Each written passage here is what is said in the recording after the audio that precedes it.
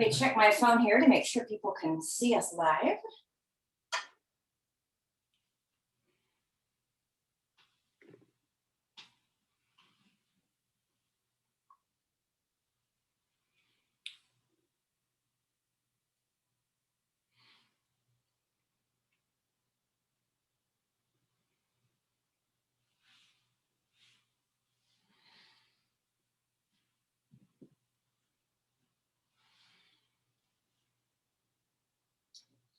Barbara, Krista, Mindy, all right, we are live.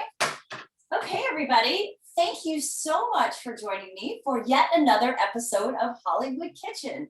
And today I am so excited to welcome yet again for the second time on the show, Casey LaLonde, Joan Crawford's grandson. So Casey, thank you so much for joining me today. Thank you very much, Carrie. It's always a pleasure to be with you. Thank you. Well, I like to pick foods that are seasonal. Sometimes people ask me, how do you choose what you're going to make every week?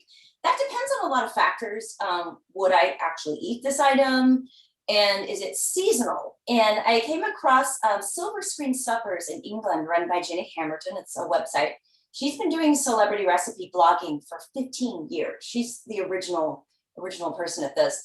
And she's so generous and nice. And she did a whole cookbook called Cooking with Joan Crawford, which I got. And there was a fruit appetizer recipe in there. And she also cites that it was part of a whole spread about Joan entertaining and photo play, 1935. So I thought that sounded like a perfect summer dish for us to have this weekend. And so thank you so much for joining me to make it. Yeah, I'm looking forward to it. And, Joan was the consummate entertainer. I'm going to play a section of her audiobook, My Way of Life, a little later, where she talks about entertaining her friends and family and holding intimate dinner parties. And this recipe would definitely be on the menu, I would say.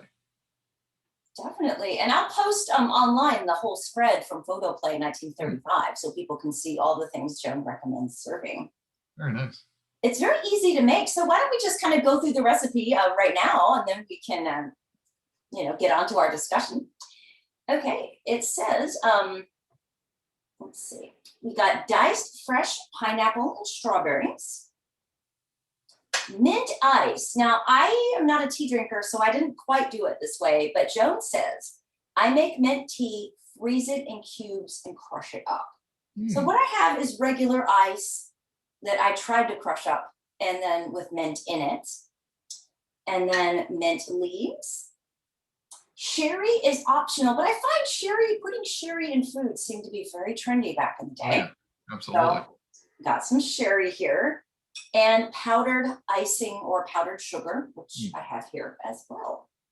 So it says, take equal parts of diced pineapple, strawberries, whatever is in season. Place a tablespoon of mint ice in the glass. Okay. I've got a tablespoon. I'm going to use depression glass. I don't have a long stemmed like martini type glass like it says here. But so I've got my mint ice in here. Okay. We're going to put, let's see, an equal amount of the pineapple and the strawberries into here. Nice. I think that's fairly equal amount. Okay. And let's see. Decorate. Now we decorate with mint leaves. All right. I love mint. I think it's so cool and delicious and so perfect for summer. Okay. Decorate with mint leaves. Let's see. Add in sherry if you like. So I'm going to put a little sherry in this. I think I'm just going to try a tiny bit of powdered sugar too. So just a little, I think is going to go a long way.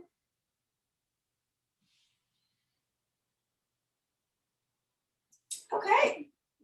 And this is what the final product looks like. Fantastic. Very refreshing summertime treat. I think so too. And I think it looks quite nice in my 1930s depression glass. Absolutely. Depression glass is always so pretty. So very nice. Yes, definitely. So that having been made, Let's talk about Joan once again, because I can never get enough of Joan, as you know. So I'm Of course. so you have a recent story about something very funny that happened recently. So I do. let's hear this. Yeah, let me, I'm going to show a picture while I tell the story. And it happened about 2 weeks ago. Just give me just a second. And I have to credit our mutual friend, Scott Michaels, with gathering the information on it.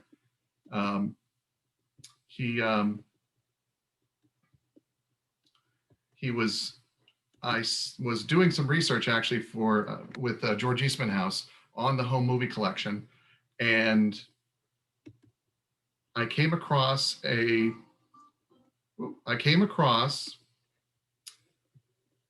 photo which I could not place. I'd never remembered seeing it before, and okay,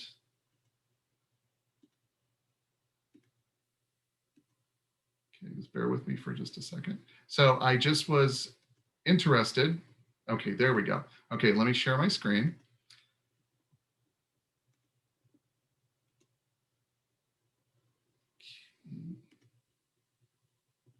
Okay, can you see that okay? Oh, yes, yes, okay. Okay, so I came across this photo and I was looking for something else. I was looking for maybe some snapshots or some publicity photos of Joan back in the late 30s, maybe 1940. For a particular research topic, I was trying to find maybe some visual evidence of something, and I came across this photo. It's not 1939, obviously. It's 1966. So you have a couple of famous faces here. You've got Van Johnson, Mia Farrow, Joan, of course, in the middle, Roman Polanski, and fantastic B-movie director William Castle on the far right. I could not remember ever seeing this photo before in my life, and I'm like, what in the world are Van Johnson, Mia Farrow, Joan, Roman Polanski, and William Castle doing together? Oh, it's Rosemary's Baby. So as soon as I saw this, I caught the photo, I sent it to Scott Michaels, and within 5 minutes, he had the story behind it. And what was happening was this was a shoot inside Rosemary's Baby, 1966 thereabouts, where Van Johnson and Joan are attending the Fantastics. And if you recall, the Fantastics was an off-Broadway, went on for it was the longest running off-Broadway musical forever. Joan and Van were supposed to be at the Fantastics while Mia Farrow was there as Rosemary. And there was a scene that was created by Roman Polanski to have them kind of interact. And I'm going to read the excerpt that Scott found. And it's interesting and funny and, oh my God, Hollywood history. So listen to what happened. And again, thank you to Scott Michaels. I probably would have never found this. Okay, this is the Roman Polanski story. And again, why I sent this to Scott, he is a Roman Polanski helter-skelter scholar about all the horrible things that happened in 1969 with the Tate LaBianca murders. I wanted to know if he knew anything, and he did. This is what happened. Britannia Alda, best known as Carol Ann from Mommy Dearest, recalled this remarkable story that happened in 1966. Britannia was Mia Farrow's stand-in for the 1968 suspense classic Rosemary's Baby. When Mia was late to shoot, where she and a girlfriend go to see the off-Broadway musical The Fantastics, director Roman Polanski decided to start shooting with Britannia standing in. Part of the scene had screen icons Joan Crawford and Van Johnson playing themselves, being spotted by Rosemary in the lobby for some strange reason. But that paled with comparison with the off-screen shenanigans that occurred. Britannia remembers. Joan came over to me and said, "Hello, I'm Joan Crawford." She thought I was Mia Farrow. Or maybe she just knew she had just spotted the future Carol Ann. Another wacky mishap happened when Van Johnson first spotted Polanski, particularly Polanski's striking schnoz. "Who's that, Pinocchio?" quipped Johnson, completely clueless as to who he was. This sent the excitable Roman Polanski into a tizzy of horror. "Get off my set, everybody," he shrieked. clearing all the stars and non-stars away. Joan obliged, but not before grandly intoning, "You should learn to have the manners of a William Castle." And of course, Castle was the movie Rosemary's Baby's producer and had already directed Joan twice in the enjoyable B-flicks Straight Jacket and I Saw What You Did. When Mia finally showed up, Polanski decided the whole scene was not even worth doing. "I guess by cutting Crawford," Britannia said, "he made Satan's presence in the film even more mysterious." So I thought that was a fascinating story about, Hollywood and what happens. Incredible, incredible. I find so much of Hollywood history. I get annoyed when like stuff comes out that's not well researched or not well documented, because to me the truth is so crazy. Yes. Why make yes. something up? Why publish lies when the truth is so entertaining on its own? Absolutely. Yeah, truth is always stranger than fiction, and that was the case. So Polanski had, spent a lot of time and money to get Van Johnson and Joan Crawford on set, and then, whoop, hey, we're not doing this anymore. Incredible. Incredible. Unbelievable. Yeah. So we want to talk more today about Joan's entertaining as well. And you've got plenty of stuff to tell us about how she had people over, how she served them food, what kind of preparation she did. So yeah. She was a consummate entertainer. Her lifestyle book, My Way of Life, is just the book to turn to for learning about her tricks and tips and the way she would treat guests. She was always focused on meeting the needs of her guests, whether you were just there for dinner or were a house guest for a few days. There was never an expense she would not go to make you feel comfortable. And I experienced that as a child too in her apartment. As soon as I stepped through the door, anything I wanted, pretty much, she would make available to me and my sister. And she was always there to make sure everything went perfectly. And if it's okay, would you like to play? I can play the clip of My Way of Life. I would love that. Okay, fantastic. So this is from Joan's audiobook, which is in her voice. She taped this as a service to the blind that was only given to libraries. There was one copy remaining, which we purchased several years ago. And it's Joan for 4+ hours, 5 hours, reading My Way of Life. And it's in her voice. And the excerpt I have chosen today is about her entertaining. And she goes through her menu ideas, and it's a few minutes long, so just bear with it, but it's in Joan's voice. And the audiobook is available for purchase at your favorite retailer. If you want to hear the entire 5 hours, feel free to do that, because it's fascinating to hear her. I think she did this in 1970, 71. She recorded it, so it's towards the end of her life. And it's just fascinating to hear her voice. So just give me a moment.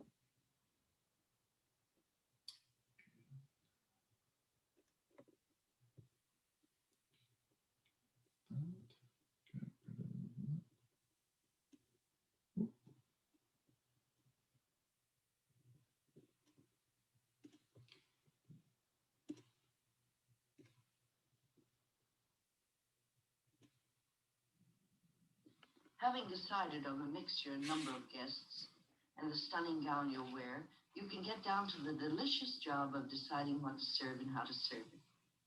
I have some strict rules for me about how food is presented. Hot food must be on hot plates. It's no problem to put the plates in the oven after the roast is being turned down, and I think it's an insult to a guest to offer meat on a plate that's come right out of the cupboard. Salads must be served on cold plates, and so must cold desserts. There's nothing easier than to stack them in the refrigerator for a couple of hours. Very simple. Butter should come on a bed of crushed ice, and hot bread should be kept hot in a serviette or a bread warmer. And now about drips. When meat is put into a serving platter, there's bound to be a little splatter, but it should be wiped clean before it's brought into the dining room. When I plan a menu, I consider color, texture, taste, and balance. Color, a red vegetable next to a yellow one looks unappetizing. 2 white ones like celery and cauliflower look awful. Texture, creamed chicken with mashed potatoes makes too much mush. Always serve something crisp with something soft. Taste. Never team too sours, too sweets, or too bitters. Candied yams and cranberry sauce are both delectable, but served together, they break two of these rules: color and taste contrast. Balance. Courses should not be uniformly rich nor light. A too rich menu might consist of a heavy cream soup, a roast with thickened gravy and potatoes, and a heavy whipped cream top dessert. If the main course is substantial, the first should be light, crisp, and appetizing, and the dessert an airy sherbet or a compote of fresh fruit. I decide first on the main course. For a buffet for 12, there should be 2 warm dishes. If you're going to be a relaxed hostess, choose 2 that can be made the same day. Most of them improve with reheating. Some of the possibilities are beef bourguignon, boned and skinned breasts of chicken in a delicate cream sauce, a shrimp, lobster, and scallop Newburgh, lamb curry with all of its interesting accompaniments. With any of these, serve a large, icy bowl of crisp salad with a choice of 2 or 3 dressings in little bowls alongside the salad. Hot dishes must be kept hot in chafing dishes or on a hot tray so that they're just as good for the second helping. Plates should be brought warm to the buffet table just before the guests serve themselves. I like to have a complete service at each end of the table so that people won't have to stand in line forever, and there should be an attractive centerpiece, though it can be very simple. A bowl of flowers carefully arranged by the hostess in the afternoon, and candles. Always candlelight. The first course for a buffet supper should be an eye-catching array of canopies served in the living room with the drinks. I think there should be one interesting hot thing, one at room temperature, and a bouquet of crisp raw vegetables. The raw vegetables might include slim carrot sticks, green pepper slices, scallions, little love tomatoes, zucchini wedges, radishes, cauliflowerettes, olives, and young turnips. Arrange them colorfully in a large bowl over crushed ice and offer a couple of dips for non-dieters. Here are some of the hot hors d'oeuvres that I love, and they must be kept hot in chafing dishes. I saute half strips of bacon in butter until it's half done and wrap the strips around chicken livers or pimento stuffed olives. They go into a preheated oven, 350 degrees, and bake until the bacon is crisp. And I use a little round cookie cutter to make rounds of very thin white bread. Then I toast them in the oven, buttered, spread them with peanut butter, and stick them under the broiler until they're piping hot. Then I sprinkle crisp, crumbling bacon all over the top. So there you have it. That was our peanut butter recipe from last show. Mhm. So you can see to the length she would go to entertain her guests. And it just, astounds me to this day. For every hot meal I make for dinner, I warm my plates because that was my grandmother's recommendation. That's the way she did things, and she knew what she was doing. She knew what she was doing. So it's just a fun little snippet of Joan in her own voice talking about her dinner parties and what she'd like to serve.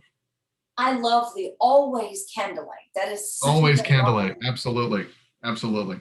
That should be on a bumper sticker. That's for sure. Yes, it kind of reminded me of always dignity from Singing in the Rain, that line. Very nice. Yes, absolutely. Now I kind of felt panicked when I heard that. I was like, I don't have a candle on the table. I've got flowers. I've got a deco frame. I don't have a candle. I was tempted to run up and get one, but then I was like, oh no, I'll be ransacking the kitchen trying to find one. It just amazes me too how organized she was. I mean, she must have planned these menus well in advance, and I'm assuming possibly had some help in kind of getting everything. This is a huge, like a buffet for 12, like she says on there. That's a lot of work. Yeah, I mean, just planning a party with a couple of friends can take a couple of days to get ready. So she was planning, dinner parties and guests over for weeks ahead, I'm sure. And she did, of course, have some help. Her housekeeper, she would bring in paid bartenders to do the drinks. So she was definitely the consummate hostess, to say the least. And there was one interesting excerpt out of here, which I read a couple of weeks ago, where she said she hates when she goes to a party or a small event with friends, and the host or hostess is so busy worrying about what's going on in the kitchen that they aren't there to chat with guests. And that just shows how focused she was on ensuring her guests had a great time. She had to be there and be in the moment to talk with her friends, talk with her guests, to ensure they had the best Joan experience possible. Now, you were telling me before we went on camera about a Vogue article from the 1960s. Tell us more about that. Yes, as part of the trivia for later, to give away 3 copies of My Way of Life, I came across a Vogue article from 1965 in which she was interviewed. It sounds like they did a series of Hollywood recipes and almost like a quick home economics series with Hollywood stars. And she was the focus of that edition. And Vogue magazine, of all places. That's not Good Housekeeping or Red Book, but Vogue, which is great. So she was interviewed and she gave 4 recipes. There was broiled fillets of beef and a couple of and 3 other recipes.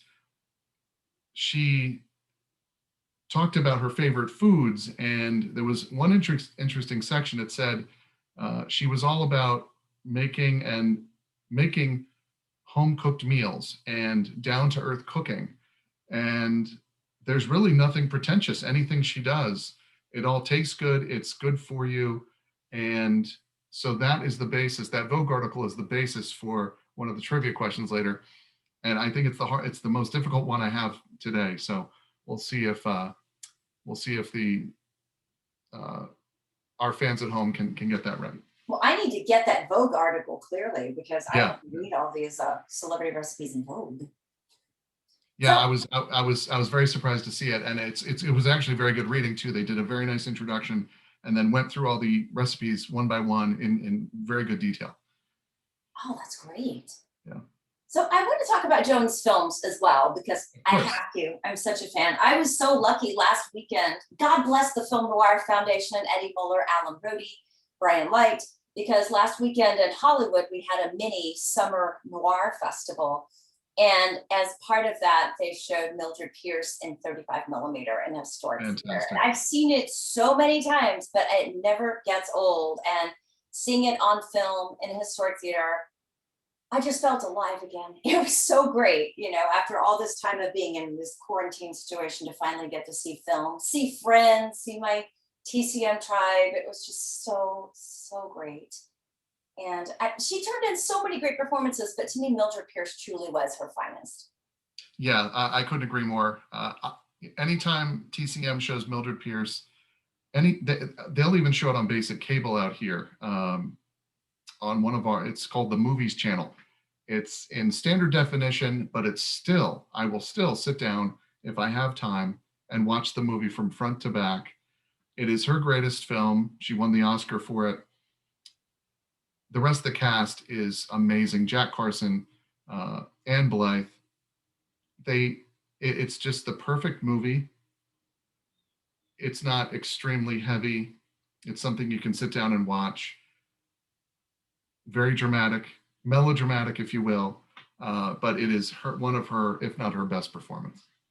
I was also telling Casey before we went on camera, during the pandemic, which has been hard for everybody, very, very hard, I found certain movies have been my comfort movies. And without even realizing it, I wound up watching them like multiple times over the last year and a half. And it dawned on me when I was getting ready for this episode, Dancing Lady from 1933 has been one of my pandemic comfort movies. And it kind of also occurs to me, that film came out in the middle of the Great Depression. So if it comforted me in 2020, 2021, I'm assuming it had that same effect on people in 1933. But in the movie, of course, Joan Crawford is this tough showgirl who loses her job and she pounds the pavement and won't take no for an answer. And is just determined to be a Broadway dancer, and she gets her dream. And it's such a fun movie, gorgeous, spectacular sets and costumes. And you were telling me it was the first dance appearance on film for? Yeah, for Fred Astaire. It was his first on-screen dancing. And that's just another, two avenues of Hollywood history meeting up together. And he had a multi decades career as one of the most famous dancers in Hollywood history. And Joan went on to, 4 or 5 more decades of Hollywood movies as well. So it's just another one of those interesting intersections of history. And Clark Gable is in it. And I find Dancing Lady to be great. Clark, I mean, you can't beat Clark Gable, and he's of course the love interest, both on and off screen, I'm sure at the time. But I saw Dancing Lady on the big screen maybe 3 or 4 years ago at Film Forum in New York City. Oh, I love that. Film Forum did a mini Joan festival, and Dancing Lady was one of the films they showed. I believe it was on film. It was on 35 millimeter as well. Film Forum really tries hard to show it in its original state, original medium, and it was just fabulous to see. I don't think I'd ever seen Dancing Lady on the big screen, so that was just fabulous to see her and Clark, Fred, and the Three Stooges, of course. Ted Healy and his Stooges appear as well throughout the film. So great experience. Yeah, there's a heck of a lot going on in that movie. It's just wonderful. Yes. So yes. What would you say is your favorite Joan movie that's not on people's radar as much? Because in a career as long as hers, there had to be certain films that just sort of slipped through the cracks somehow. Yeah, let me think. TCM does a great job with their Silent Sunday nights. They have been showing recently, occasionally, West Point and Across from Singapore. I will watch a silent film once in a while. I'm more of a talkies kind of person, but whenever TCM has any of my grandmother's silents on, I will watch. Montana Moon, I think they've shown before as well. So those are, they're not in the mainstream as much as they used to be. TCM's doing a great job keeping them at the forefront with their programming. I also like her movies from the 50s that, not so much hidden gems, but the Johnny Guitars, Flamingo Road. Even she hated the movie This Woman is Dangerous, where she's a gangster. What do they call them? A mall. So those are the kind of movies that I will just sit down and watch because they're on. They're just so much fun. They're of their time. And they just show her later in life, and she's working for a living and doing the best she can with the given script. So those are always fun movies to watch. Oh, I agree. A few years back at the Film Noir Festival in Hollywood, they showed, I think it's called Female on the Beach. Female on the Beach, Jeff Chandler, absolutely. Yeah, and she's got this romance with a younger man, and she's on the beach in these gorgeous evening gowns and diamonds, walking around on the beach a lot during that movie. Yeah. And it's really good. I enjoyed it. Yeah, that's one movie I wish I can't remember the studio. I don't know if it was Columbia or RKO, but I don't see it very much. They never show it on TCM. They used to show it a lot when AMC used to be the classic film channel like it used to be. But that's one of them. Jeff Chandler's great in it, and it's one of those clash of personalities kind of movies. The younger man, older woman, and it really works. And it's just, and of course, it's the California beach scene, which is gorgeous too. So that's a great one. Speaking of beach scenes, also, I'd be remiss if I didn't mention Humoresque. Oh yes, of course, absolutely. And her. I'd always heard Jerry Wall did not want her to do that movie because she's only in like a part of it, and her response was, "I'll play Wally Berry's grandmother if it's a good role." Absolutely, she wanted to work, and again, she plays, I think, obviously the pivotal paramount role in it. But it's all, it's all about Paul Bourret. It's not about the Joan character in there, but she dominates throughout the whole movie, and although she would be considered a co-star or a guest star maybe in the film, without her playing that very intense love interest. She's married, she's going through a midlife crisis, I think without Joan playing that role, I'm not so sure it would have as much import as it does, and I don't think it would be as effective as a movie. I think she chose well. I mean, it was fantastic. I agree. And I love John Garfield. So to see she and John Garfield like butt heads in that movie is just glorious, because he was so theater trained and from the New York School of Acting that Joan keeps up with him. She gives every bit as good as she gets in that film. Yeah, she does. John Garfield was just an amazing actor, but he was an actor. And the way that their characters are conflicted throughout, there's always that simmering tension of a fight about to start, almost in every scene where they're together. Because I think ultimately they do love each other, but it just falls apart at the end, of course. But together, I can't imagine another actress playing that role after these years. There's not another actress that could have pulled it off with the intensity that Joan does in Humoresque. Exactly. I'm so glad that she did that movie as well. Yeah. It's terrific. I did watch, we were talking earlier, I did watch, I think for maybe the second or third time in my life, the William Castle very B flick, I Saw What You Did. And it's about two high school girls who prank call people, and Joan gets mixed up in the goings on, and she is Joan Crawford from minute 1 to minute. It's not even an hour and 10-minute film, I don't think. She has on a black dress with this incredible, I believe it was Miriam Haskell, but don't quote me, costume jewelry, big pearls. It went around the back of her neck. It was gigantic on her upper part of her chest. And that was her only costume for the movie, because it only lasts for one night. It was just a once and done, couple of hour long in reality movie. And she dominates the film. It's Joan Crawford the whole time. She's in charge, meets an untimely demise, of only which she only dies a few times in her whole career as an actor. This woman is dangerous, I think. Baby Jane? Well, does she? Does she? I've never gotten that 100% answer. Does she die on the beach or doesn't she? So that was fun. We just watched that last night, and it's Joan Crawford. I mean, it's fabulous the way she just dominated the other actors. John Ireland, and I can't recall the names of the two younger actresses who play the teenage girls, but she's all in every minute of the movie that she's in it, and she's not in it for more than 15 or 20 minutes altogether, but she dominates. Yeah, she really did give 110% from the very first frame of film she was in right up until her last, for sure. Absolutely.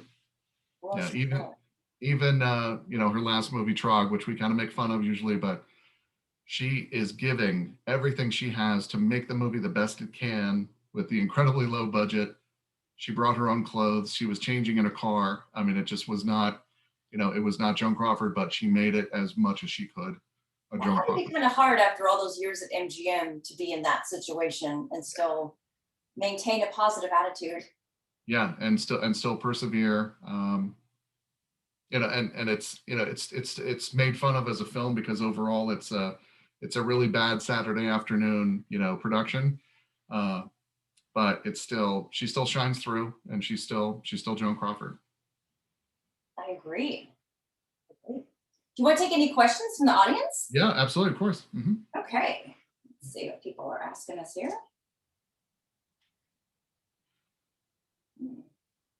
Danny Miller is saying, I wish Joan and Van were in the final cut. Yeah, I do too. I wish that was, apparently they didn't even film it. So it's not part of a deleted scenes reel or anything, or a goof reel. I would love to see that interaction on film. And it's such a shame that Roman would not let it happen. That would have been just incredible. For a director, that is a very kind of thin-skinned way to. Yeah, absolutely. And, I'm not a Hollywood person, but, the end product is what you're looking for in any movie. And just to have that in the can, whether you use it or not, famous people are cut out of movies all the time, but just to have that on film and film it, just because Van made a slight, against Roman, just really, it's kind of funny. So. Oh, yeah. Let's see. Which of her films would you love to see that is hard to get? This question is from Benjamin in Germany. That's a good one. We'd go back to Female on the Beach. I would love to see that on the big screen. I've never seen. I would like to see Sudden Fear on the big screen. Oh, it's so good. I think it's a good one. Sudden Fear is great. Jack Palance is outstanding as an actor and a person. But what I can't necessarily get. Oh, hold on. Of course, something that's illegal to own is Letty Linton, of course. 1930 whatever. 32. That is the holy grail, I think, of Joan movies, because it was put into mothballs because of legal action by the playwrights. And I'm not sure if we talked about this last time, but I tried to track down the heirs to the two playwrights who won the case, and it went all the way to the U.S. Supreme Court. There are no heirs left to those estates. I'm not a lawyer, but I'd love to maybe have, Warner Brothers, somehow maybe, I'm sorry, MGM, somehow TCM got involved. I know a print exists, a pristine print. I've seen a bootleg, I have to be honest. I have one as well, and it's washed out, grainy, horrible. You can tell who's there, you can tell the story. Agreed. But from what I understand, there is a pristine vault print that's in storage at the studio, and I'm just waiting for the studio to, dip the toe in the water and start making rumblings that it's gonna maybe be released, because that should be a world premiere at a subsequent TCM film festival, or showing at the Egyptian or whatever, because that is the ultimate Joan Crawford lost film. I mean, that is it. And the fashions in it, the Letty Linton dress, everything, all about it, and the story, a little derivative story, I think, but who cares? But that would be my ultimate holy grail movie for sure. Me too. And I was just thinking about it. It was made in 32, I believe. Next year is 2022. I'm terrible at math. I think that's the 90-year anniversary. Yeah, 90 years, absolutely. How cool would it be? 90 Absolutely. years later, the world gets to see Letty Linton. Absolutely. Yeah. Right a PR hook. Yes. And I think fans would eat that up like you wouldn't believe. Yeah, me too. I'd be first in line. Absolutely. Danny Miller is saying, speaking of Carrie's depression glass, does Casey have a lot of Joan's kitchen and serving items? Does he entertain a la his grandmother? Well, it's interesting you say that. I do. I'm going to shift my view a little bit. My lovely wife, Heather, has set up a little tableau of some Joan artifacts.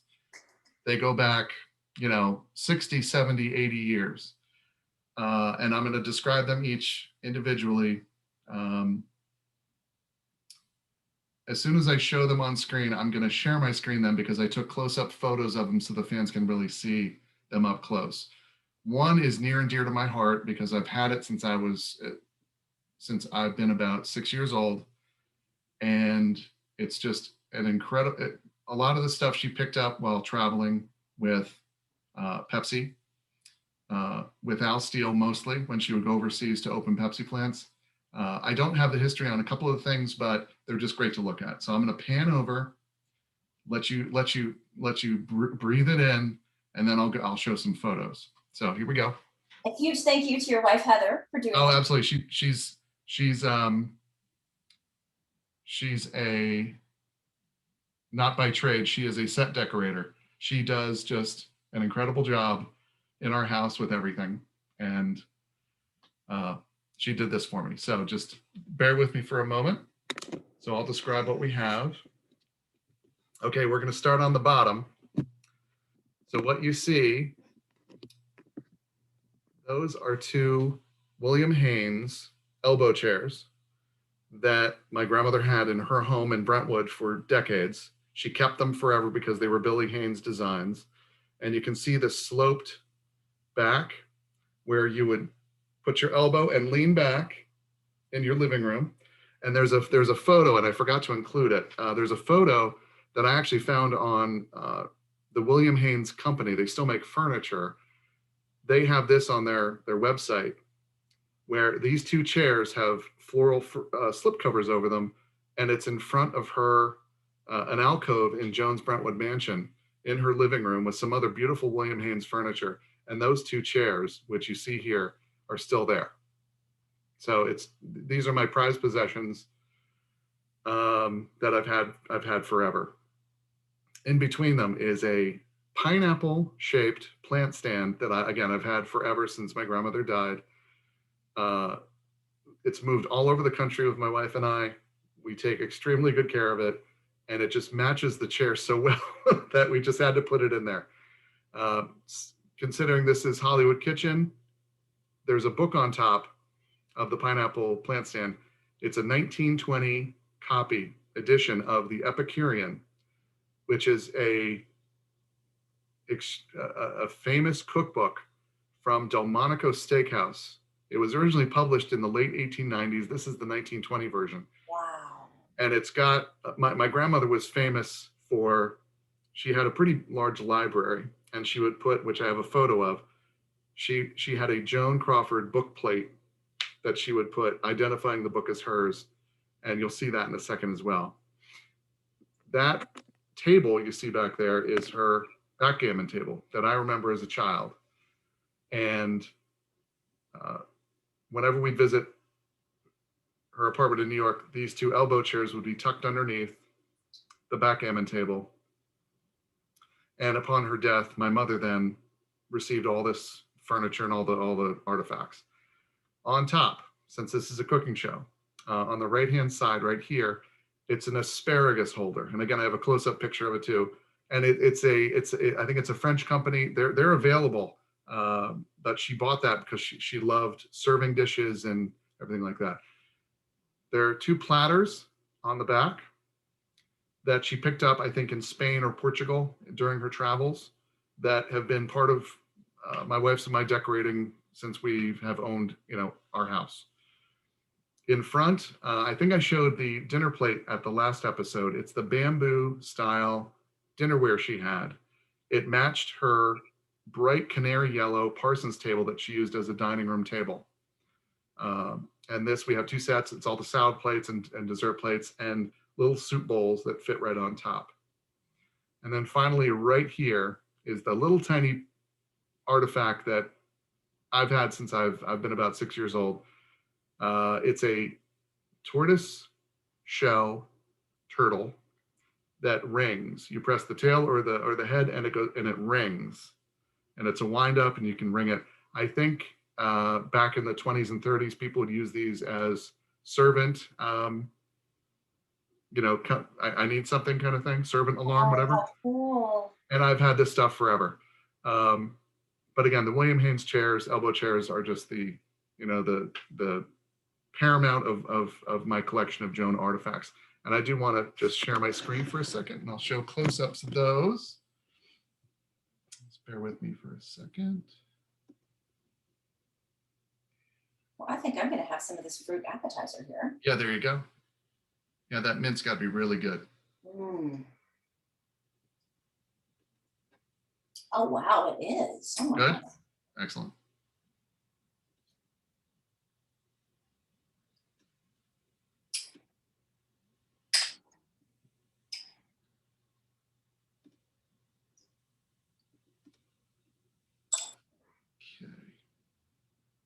Danny cracks me up. Danny Miller saying, I cannot live another day without an asparagus folder. Absolutely. Yeah, it's we obviously never used it because of obvious reasons, but having these food-based fun serving dishes are just incredible. So here's a close-up of the Epicurean. It's got to be 5-6 inches thick, and paging through it, it's in extremely good shape for being 101 years old. And the most every single recipe has a not a picture, obviously it's 1920, but a hand-drawn diagram or a hand drawing of what the dish should look like. and there are over 800 of those drawings attached to the recipes. And just for fun, I went on this morning, and a used copy of this goes for about $600 because they're so sought after and they're rare. But it's in my library, and it's Joan's. So, you know, okay, so let me go ahead just a bit. Okay, here's the book plate. Oh, I love it. She had those done probably, I don't know when, probably in the 40s. And I love her head has replaced the Venus de Milo, which I think is fascinating. Just like in Straight Jacket, when the head is decapitated from Columbia or whatever, she did the same thing with the Venus de Milo. I think that's fabulous. And every book that she owned, she had a book plate put in there from the library of Joan Crawford. I've got, dozens of her books. So that's just another fun little snippet. And here's a close-up of the asparagus holder. So it's incredibly detailed. I think it's French manufacture. I can't remember the name offhand, but it's just so fun to have this in our case downstairs. And yes, the fan needs to get one of these. They're available, and I think they even make them new. So you still can get them. All right, Danny. So you can get an asparagus holder. They are out there. Absolutely. Okay, here's a figurine. I can't find where this is from. I think it's either Spanish or Portuguese. She got it on a trip. There's no mark anywhere on it as to its manufacturer, but this has been in my house for 40 years. And it's always been on the top shelf of our whatever cabinet we had it on. And it's just another memento and it just reminds me of, it was in my grandmother's apartment when I was a kid, and then it came to our home when I was a child, and now it's mine. So just another, little piece of history. Did she write in the Epicurean? Did she take notes or anything? That's interesting. I actually looked through it yesterday when we were setting up my little studio here. I don't see any marks, any notes or anything. So I think she kept it strictly as a reference. And I'm making a huge leap here. I think I believe she used it, but I think she was in such reverence of the book itself. Oh yeah. She did not want to. It's not a Betty Crocker, or we write in our cookbooks all the time. I think she was. I would love to think that she kept this book in such reverence of the author and its history, and the art. The recipes are. I mean, it could take you 1,000 years to do all the recipes in this book. It's just incredible. So there are no marks except her book plate. Okay. And it just may have I think it was just strictly a reference book for her. So here's that cute little turtle of mine. And again, the tail and the head, when you depress them, it rings, this cute little ring. And I've had this for 40 years. It's just, 40 plus years. So it's just another little memento of Joan that we have. That's it. We're back to. All right. Danny wants to know, what about those silver trays? Yeah, they were just picked up by her when she was overseas. There's really no mark on them, so I think they were local artisan creations. I believe they are either, again, Portuguese or Spanish. They have very intricate designs on them, but there's nothing. I've tried to look them up before, and I really couldn't find much with those particular designs on them. So they're just, silver trays, but they're not. They appear to be silver plate. They're not solid silver. So I think they were just sold in markets where she was visiting overseas with Al during Pepsi openings, and it just caught her eye, and she was a big decorator in her home. So they worked well for us for years. So. Danny Miller's just saying, found a similar asparagus holder being sold by Sotheby's for $360. There you go. There we go. Nice. Let's see if we have any more questions rolling in. I think a lot of people are going to buy asparagus holders and book plates. I think that's part of the takeaway of today. Absolutely. Yeah. Let's see. Okay. People are freaking out over the Epicurean, which is amazing. That is truly amazing as an item. We are glad these things ended up in your hands, because obviously you are doing so much to preserve Joan's legacy and see that she is remembered for future generations. Thank you. Yeah, it's been I've been doing this since about 2006, and I've met just thousands of adoring fans, both in person and through the internet. And it's just been a wonderful experience for me to get to meet everyone and share my stories about my experiences with her and her incredible career. So should we do the trivia? Absolutely, of course. Yay! Gray Malkin Media is my publisher. We purchased the rights to My Way of Life in 2017, and we put out our own edition of her 1962 autobiography, A Portrait of Joan, at the same time. I wrote the foreword to A Portrait of Joan because A Portrait of Joan is in public domain. So we wanted to make our edition. So I wrote a very nice foreword to it. And both are available as ebooks, audiobooks, and in print. So Gray Malkin Media has offered 3 copies of My Way of Life for the winners today. The first 2 questions are medium. The third question is based on that Vogue, 1965 Vogue article, which I'm not sure anybody's going to get. In that case, I have a 4th question as the kind of tiebreaker, just in case. So here's question number 1. Today, would Joan be considered a vegetarian, a pescatarian, a vegan, or an omnivore? Okay, let's see if anybody is answering that question for us or not. Hang on, I may take a second for answering. Oh yeah, of course. Here.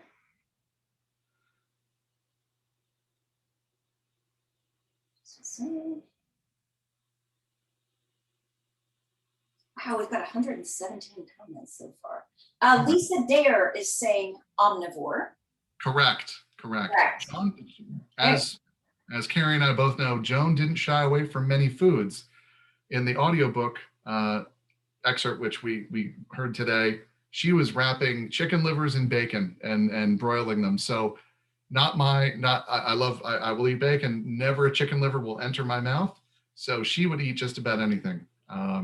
She didn't shy away from any food whatsoever. So she is correct. All right. So Okay. Let's see. Lisa Dare, please send me your address. I will send it on to Casey and he will send you a copy of the book. Fantastic. Okay, question number 2. Movie history with a food twist. In Mildred Pierce, Joan puts an apron on co-star Jack Carson and puts him to work at Mildred's, making what?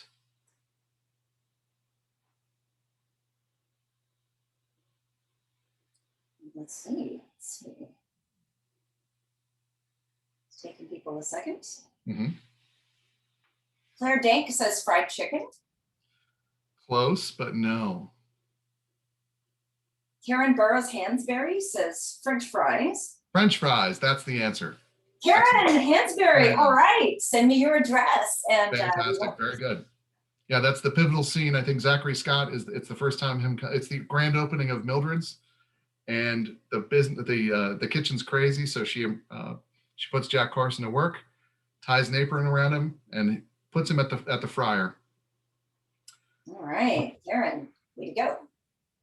Okay, and the third and final question, which you said was a hard one. This is a hard one. I'm not sure anybody's going to get it, but it's the knowledge of it is interesting. So at least we'll get some knowledge. And I have a 4th one, which is a little easier.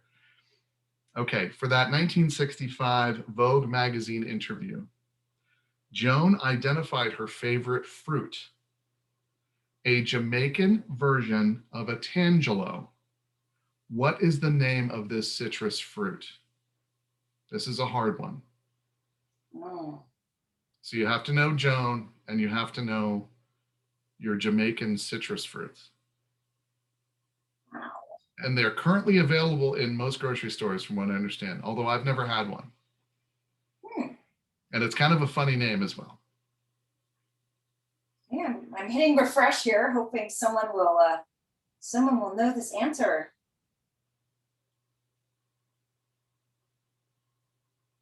Danny Miller says, oobly fruit. That's the correct answer. Fantastic. Oh my God, you got Outstanding. it. Yay. Outstanding. Outstanding. Wow. That's a good I've one. never heard Good of this job. fruit either. Yeah, I've seen them in our grocery store, and it's a little kind of misshapen. It kind of looks like the mix of a kind of a squished, weird-looking grapefruit. It's about this big. I've never had one, but it's a tangerine kind of offshoot from Jamaica. Fantastic. Good job.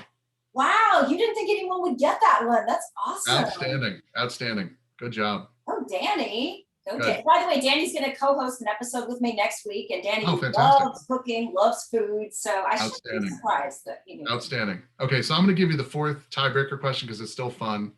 No winner, but okay. What citrus-flavored and green-colored soda was acquired by Pepsi in 1964 and advertised with Joan in at least one television commercial? No prize attached, but let's see if anybody can get it. It's readily available. It's all over TV.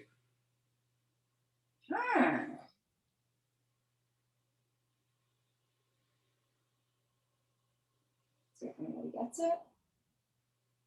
Claire Dink is saying 7-Up. That's a Coke product. Oh. No, Sprite. 7-Up is by itself. Sprite is the Coke product. No. Oh, okay. Right. Kelly Pratt is saying Fresca. No. Leslie Apple says Mountain Dew. Mountain Dew, yes. All right. There's if you Google Mountain Dew and Joan Crawford, she does this. I'm not even sure if it's a 30-second spot. I'm sure it is. She's in the dressing room sipping on. It just boggles my mind. She's sipping on a Mountain Dew. They had just bought it and they were trying to market it. And she's sitting at her dressing table, enjoying a Mountain Dew. I can't see that in real life, but she's doing her best for Pepsi, of course. Doing her best for Pepsi Cola, and she drank the Mountain Dew. So, yeah, that's awesome. Awesome. Good job, everyone. Excellent responses. Yeah, thank you so much. This is so kind of you to give away these books. And absolutely, my pleasure. Let me know when you plan to come to Los Angeles, because I would love to do some sort of live Hollywood Kitchen event next time you're in town. Yeah, that's my first priority is to get back to LA, and you will be my first thing I will do there. Absolutely. It's going to be so much fun to do this in person and be able to cook together and share some more stories with all the Joan fans. Yes. And there's a lot of us in LA that love Joan, that would love to be a part of this and meet you and everything and cook with you, eat with you. It would be absolutely so much fun. Well, Casey, this has been another wonderful episode of Hollywood Kitchen, and we'll keep doing these together every so often. Absolutely. Because Joan is the gift that never stops giving, as we all know. So, yeah, I have found this to be, especially because of COVID, Carrie, reaching out to fans, meeting with you, and providing some diversion for our craziness in our life. I've just found this to be just a wonderful, wonderful thing to do. And I look forward to doing this in person as soon as we can. Oh, thank you. Oh, tell us about the pictures on the wall behind you. Oh, sure. Okay. Yeah. Okay. I'll try. It's always weird to point while you're on screen. Okay. This is a vase of flowers that my mom, Kathy, was, she went to Fashion Institute of Technology. I wish she would have pursued a career in fashion, but she just didn't do it, whatever. But she was an artist. We have, my sister and I share, we have 2 of these similar paintings of flowers. So my mom passed away last January in 2020, and my mom wanted me to have one of the 2 paintings. So this has been on my wall since I received it from her. And there, it's inscribed Kathy right over here in small letters. So it's obviously very personal to me, and this will stay around forever. Right above that is a Big Eyes painting, if anybody recalls that, 50s, 60s, 70s. I always used to think when I was a kid that this was me. Of course, whatever. And the cute little kitty cat next door. I've had this for 20 years. My mom she wanted it out of her house because she had a bunch of Big Eyes paintings, and so that's been mine forever. Right above me here is Yusef Karsh. This is a duplicate of the one she had in her apartment. She got it. My grandmother got it in 1948. It was in Collier's magazine as part of a photo spread, and this is a duplicate of the one that she had in her apartment forever. And I just had it framed recently to kind of match what she had in her apartment back in the 60s and 70s. And then over my left shoulder, of course, is Clark sitting on a movie set, early 30s. And this is one of my wife's most happy purchases. We got this maybe 15 years ago, large scale, and it's Clark being Clark. And she loves Clark Gable, so it was an obvious addition to our collection of stuff. So those are the things around my house. Excellent. I've seen an interview where Joan says he was the king wherever he went. Oh, absolutely. Yeah, he was the king of Hollywood. He will never be surpassed for his reputation and just his presence.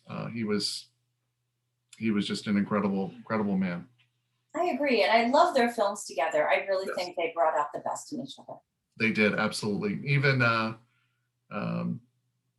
from Dancing Lady forward, I think that they got along so well as human beings, even more. Obviously, we know the rumors of the affair, but I think their on-screen presence together is just magical, and there's a chemical reaction there, to say the least. Definitely. Yeah.